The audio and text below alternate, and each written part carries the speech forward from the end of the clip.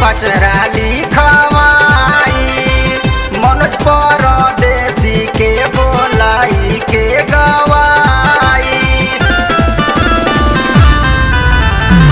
हमरे स्वराज भर से पचरा लिखवाई मनोज परदेसी के बोलाई के गवाई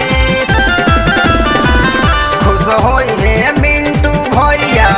मैया मयरिया हो कि लेके होई हना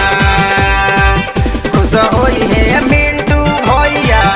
मैया मयरिया हो कि लेके होई हना माई के नारियल चुनरिया हो कि लेके होई हना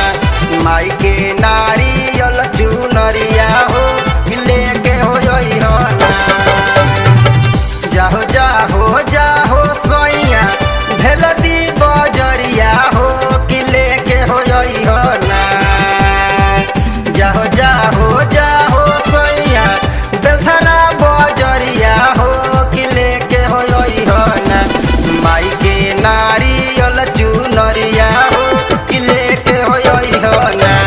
माई के नारियल चुनरिया हो कि लेके होई हना।